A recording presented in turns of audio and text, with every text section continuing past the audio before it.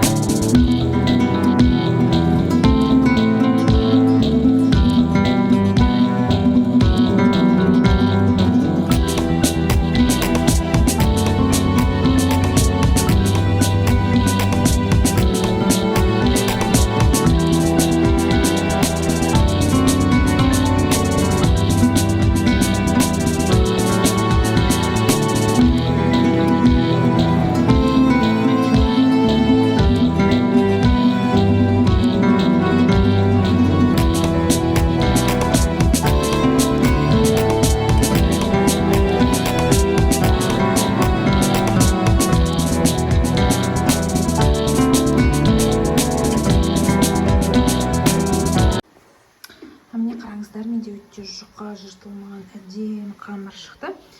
Бұның сыры мен ішіне бір жұмыртқа қосып жібергем. Бұл үшін осындай әдемі болып шықты. Енді мен осыған манты жасайтын боламын. Енді мен манты, яғни қамырды 4-5 кесіп, мантыға фарш жасауға осылай кесетін боламын. Негізі маған бұлай енді бұрында кезде өзіміз осылай отбасымда манты жасағанда түйгенге отбасымыз бәріміз бірге сөйтіп сүйетінбіз ғой енді. Бірақ енді қазір менің жолдасым жұмыста, үйде 3 балам ғана бар. Сондықтан бәрін өзім жасаймын. Барынша тездетіп жасауға тырысамын, себебі үлгеруім керек. Міне енді барлық мантыны түйіп болдым. Қазір қазанға саламын. Біздің мантымыз пісті. Енді кішкене сары май жағанда бетіне. Осылай тойымдырақ, осылай балалар жақсы көреді. Пайдалы, тойымды, құнарлы тамақ. Ал ас болсын достар, кім тамақ ішіп отырса, осылай бәріне ас болсын. Біз магазинге барып келдік. Мынандай песочный печенька, макарончик, мынандай. Осы нәтиженің несін жақсы көреміз. Мынандай темірханға агушаны жақсы көреді. Олар актинейді жақсы көреді. Сүт, улитка каша. Бізге каша, пісяна. Печенье детское, круассан и взяла маған белесіні ағартуға. И нам еще бар нәрсе. Далада ойнап жүрміз. Жел болып тұр. Мейрам мен Димаш отыр мына жақта.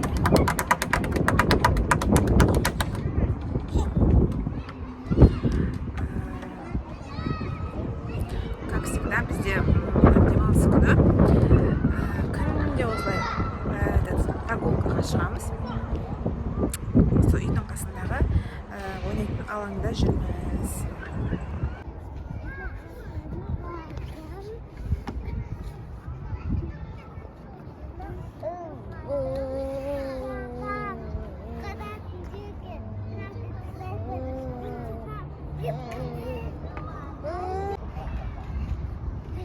Абайлаш.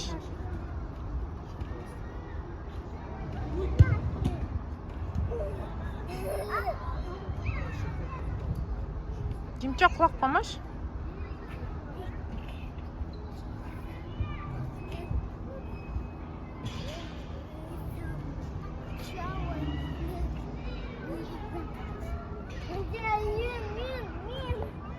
үстін ашып қатты ұста, сен құлап кетпе бағана.